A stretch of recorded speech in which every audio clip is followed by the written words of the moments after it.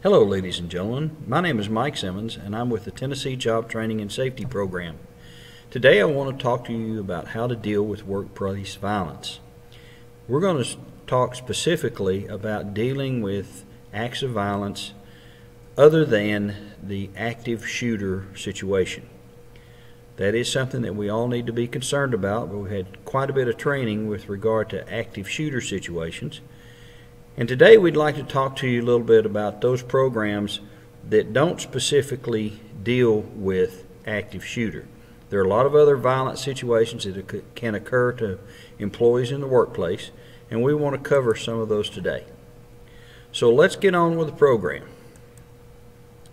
Now, as with all of our presentations and all of our monthly meetings and regular sessions, we like to start out by discussing any near misses or close calls that occurred with you or your coworkers since we last met.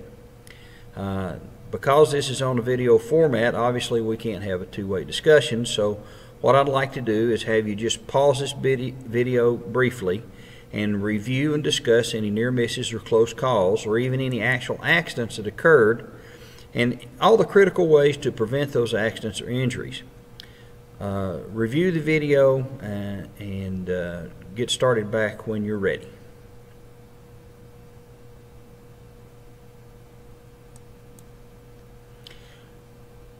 Okay, I hope you had a good discussion with regard to any near misses, close calls, or accidents. And now we'll get on with the rest of our presentation. As I said, what we're going to talk about today is workplace violence. So what is workplace violence? It's defined as any act or threat of physical behavior and can range from theft or robbery to a full-blown terrorist attack. In fact, the majority of violence in the workplace doesn't involve an active shooter.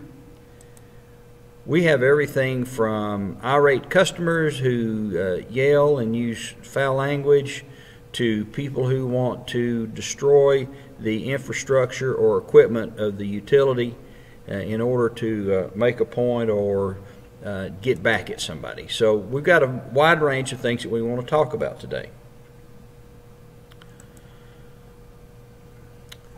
Basically, we will break down what our discussions are in terms of two categories: internal violence and external violence. Now, there's not anything magical about these two categories. There are a lot of situations that might go either way, but for the purposes of defining the situation and discussing the situation regarding workplace violence, it helps us to talk about where the violence is coming from. This has a big bearing on how we recognize that violence and also how we deal with it should it present itself. As well, we're going to talk about internal workplace violence and some of the places that it comes from. And simply put, this is violence amongst co-workers at the place of employment. Co-workers may have problems away from the job, and that's an issue that has to be addressed. But specifically today, we're talking about workplace violence, and one of the categories is stuff that happens within the circle of our work community, and that is the co-workers, supervisors, subordinates, all the other department members of the place where we work. And the best way to deal with internal violence issues in the workplace is to have a proactive involvement. You want a good policy, you want a good awareness of the potentials and the specific situations, and this is achieved through training and experience. And that's usually, seeing things from that standpoint, that's the best way to deal with internal violence. However, you know, it's not the only way, but it is one of the best ways to look at it. Likewise, external violence, things that come from the outside. These are incidents that take place in the workplace, but they're committed by someone from the outside, someone outside our workplace community. And this form of violence is usually controlled best through traditional security measures like fences and gates, locked doors, screens, that type of thing. The bulletproof glass at the customer service counter. Those are some of the more, I won't call them extreme, but they're some of the more robust measures for dealing with violence that could occur within the workplace. And so, besides the two categories, we're also going to try to break things down into 5 sources. And there's 5 places that workplace violence typically can originate from. Obviously, criminal intent is one of the directions that we can achieve workplace violence or have it perpetrated on us. This is typically theft or vandalism. Now, some people may question theft being part of this and consider it to be violence, but if you've ever had anything stolen from your own home, you know that that is indeed a violent situation, and it's a violation of your personal space, of your sanctity and your sovereignty. There's just all kinds of different issues that theft can have that, and you'll feel a lot of the same things. We take pride in our work. We take pride in our work site and the materials and equipment that we work with, and we tend to look at theft of workplace to be just barely below theft of our own personal stuff. Can also come from customers and clients, and in utility business, that's not an unusual circumstance. We get people that are upset with us quite often. Worker to worker, and this is one of those internal sources. That criminal intent and customer or client, those are outside categories, external categories. But when we start talking about worker to worker, that's definitely internal. Domestic violence. Domestic violence is not necessarily violence, and we're not talking about the type of domestic violence that occurs in the home, but we can have domestic violence in the workplace, and we'll talk about that a little bit more. But that's kind of a combination of internal and external. And then finally, ideological or terrorism, a terrorist type attack. Those are usually pretty extreme, and can be very extreme, and they also, although primarily external, there can be an internal aspect with regard to that too. So those are 5 potential sources, and again, there's a lot of gray area in here about where these come from, but for the purposes of discussion and for the purposes of being able to identify and deal with those issues, that can make a big difference for us. So we're going to go into talk about these a little bit more in depth. Now, criminal intent, theft or vandalism, this typically comes from a person who has no legitimate relationship to the worker or the workplace. This is someone who, through their act of violence or illegal activity, is looking to achieve some type of personal gain. They want to either make some profit, make a quick buck, or they're just wanting to do some damage. And this usually occurs. This person will enter the workplace after hours when nobody is around, or they'll come in acting like a consumer and try to get past any security measures and then commit whatever illegal act it is that they're after. So that can be a big difference. Customers and client violence in utilities. This is one of the things we really have to guard against. This violence is committed by someone who receives a service provided by the business, and there's certain times of the year and maybe certain times each month where people get pretty upset. Utilities are bad targets for this type of violence. It could be a high bill or bad service or delay in service. It could be something as simple as one of the trucks was blocking traffic and they were in a hurry, and they put it back to. And there are an awful lot of people out there who have hard feelings toward the government and the way things are going, and they tend to equate utilities with the government when that's not always true. But in the public's eye, a lot of times that's looked at the same way. So there's a lot of reasons that you could have problems with customers and clients, and again, that's kind of an external source. Worker-to-worker violence. This type of violence can be doubly bad because it can be a big surprise, and it can also be extremely disruptive to good workplace safety and cohesion, productivity, any number of things, not to mention injury of a particular person. So the perpetrator has an employment relationship with the workplace. This person can be a current or even a former employee, or maybe a prospective employee. It might be somebody who didn't get hired or thought that they should have been hired instead of someone else.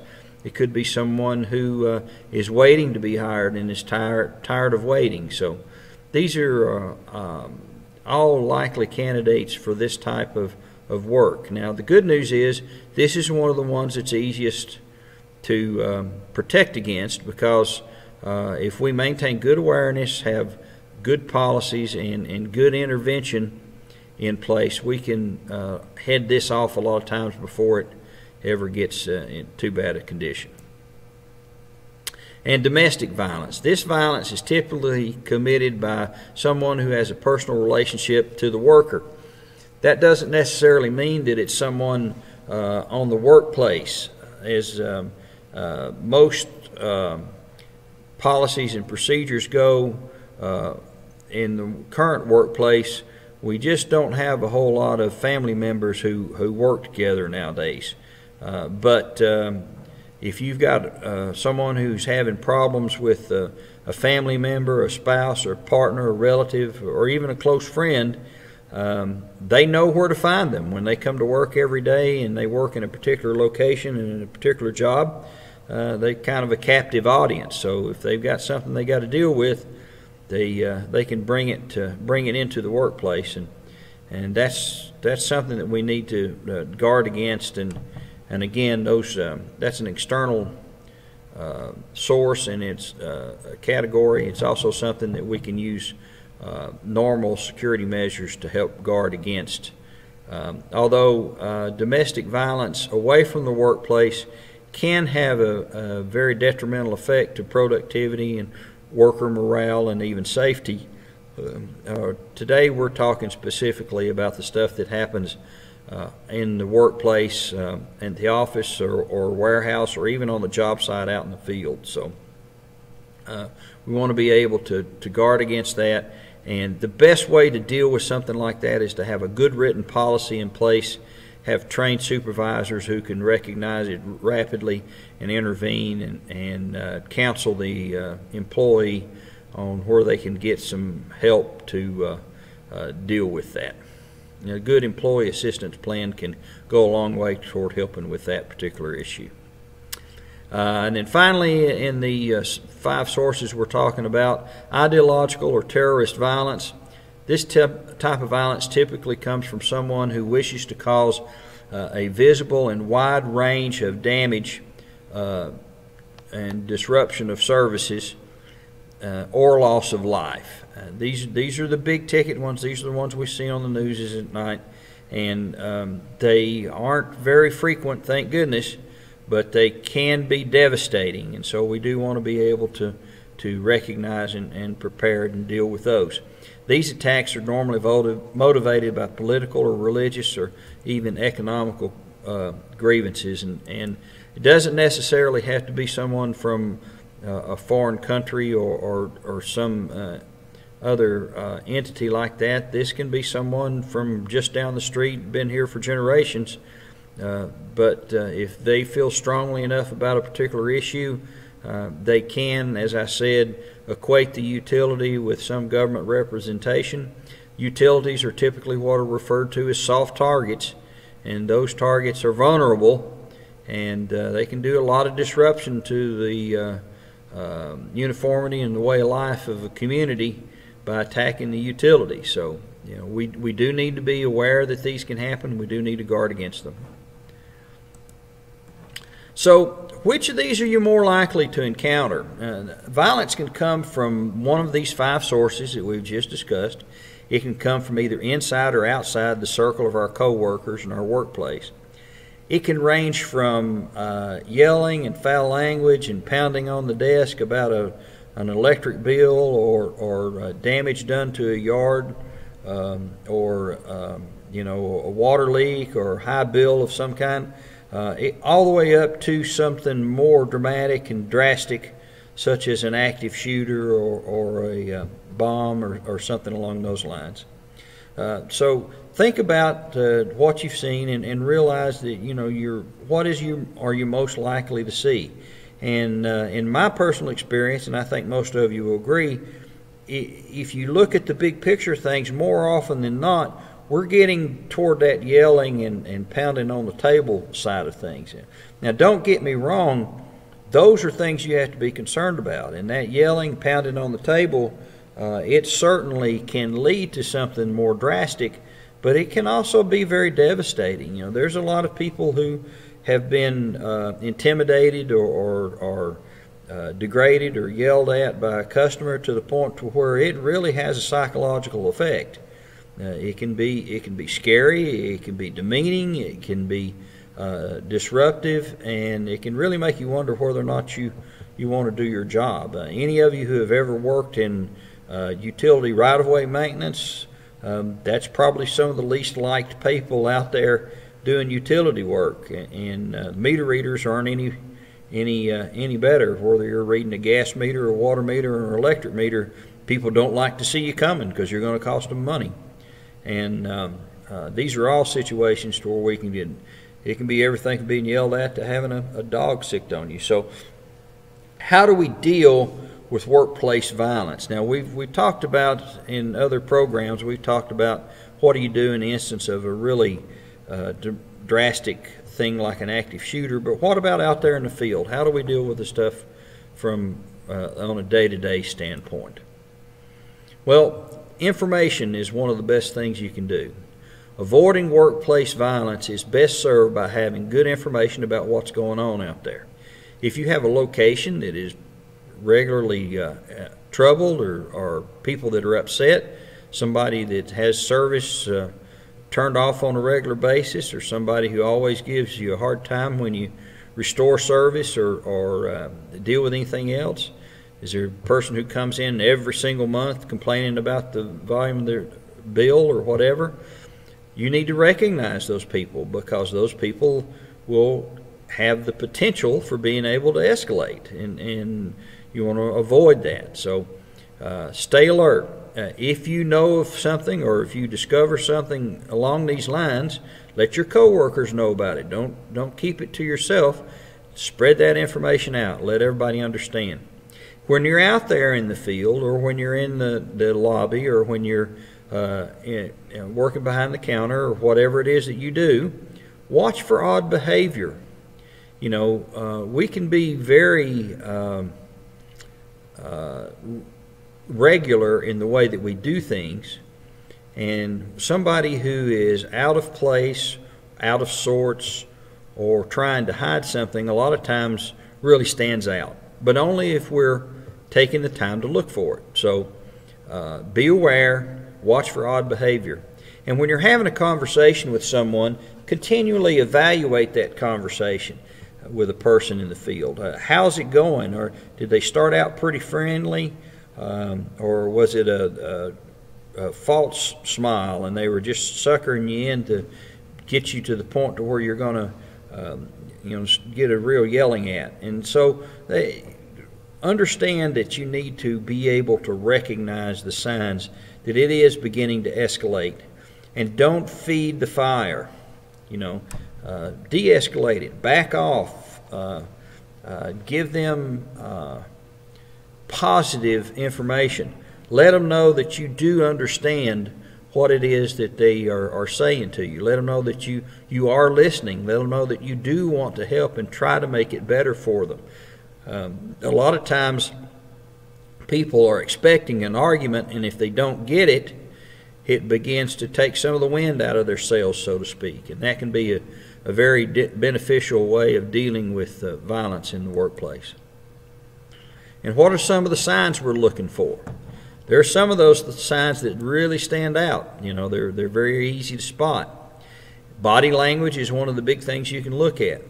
Those of you who have spouses or loved ones You can tell pretty quickly what mood they're in, even when they're walking across the parking lot or the yard.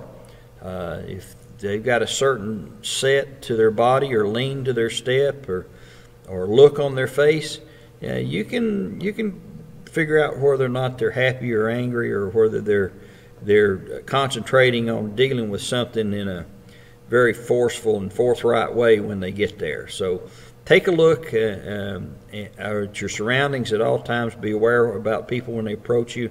Don't just see that somebody's coming. Really look at them for that split second or two that it takes to register in your mind and understand what it is that they are likely to do once they get to you. An aggressive posture or foul language, well, these are ready-made signs. Loud volume.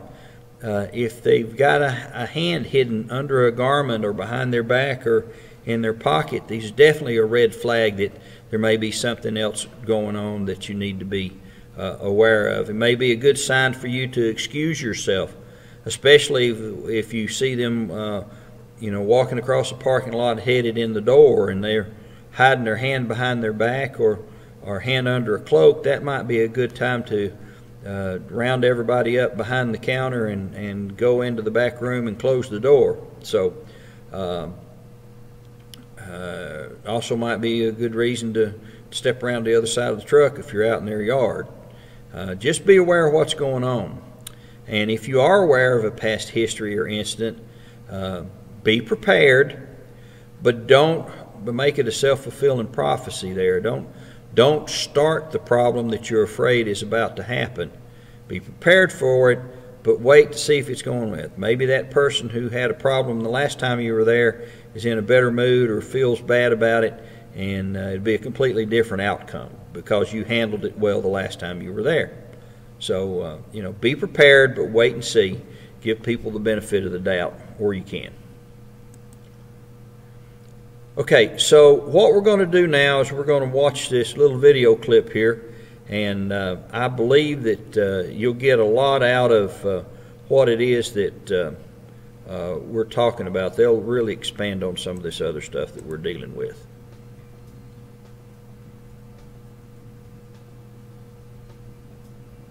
Hey, here's another safety tip from Vivid Learning Systems. My name is Chris, and I'm here to share some knowledge and help you connect workers with safety.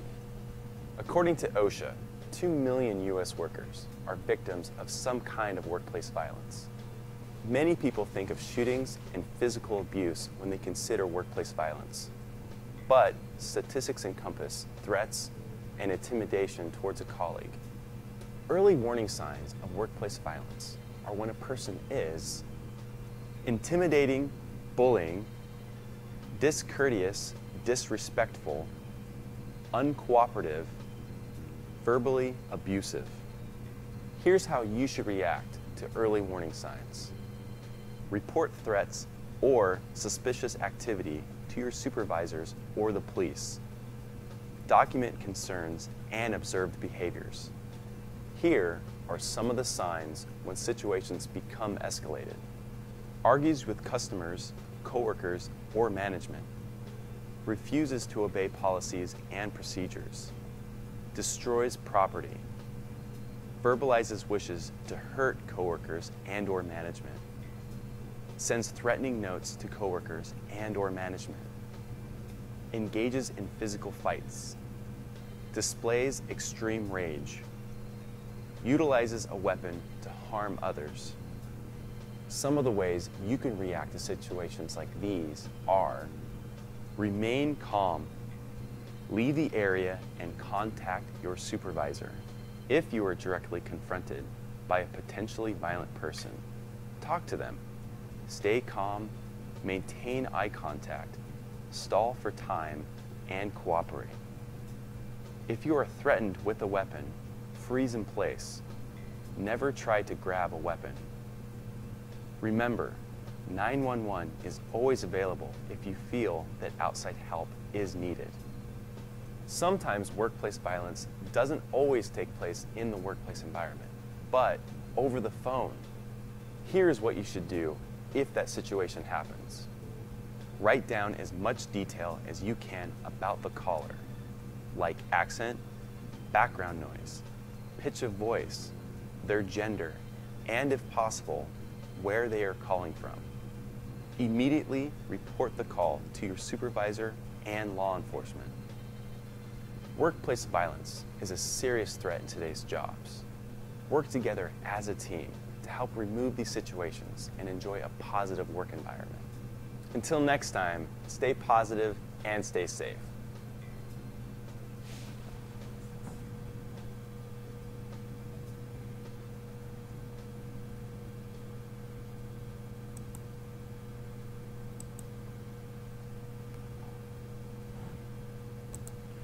Okay, I hope you enjoyed that video. That's a lot of good information there. It kind of summarizes a lot of things we've already talked about.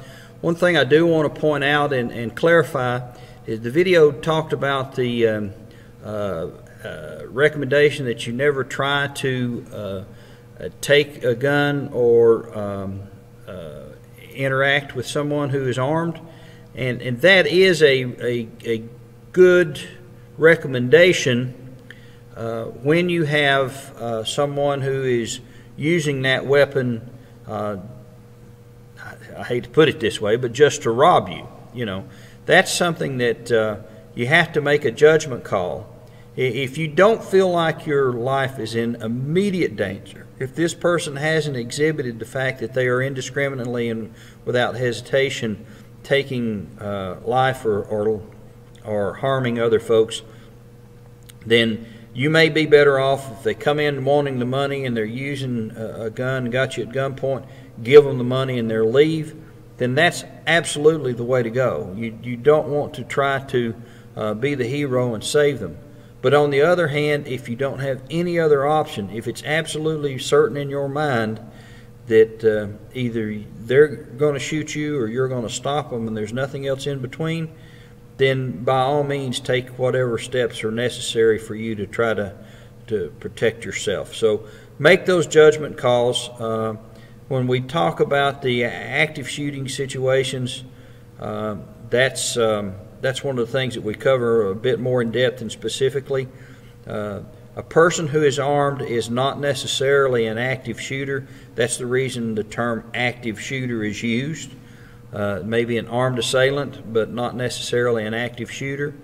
If you are dealing with an active shooter, then by all means run, get away, hide if you can, and fight if you have no other choice. On the other hand, if you simply have an armed assailant, then cooperate, do what's asked of you. Money is no problem, material and equipment is no problem, people are what's important. So I know that's kind of both sides of a discussion, but you have to use your best judgment and good common sense to make those.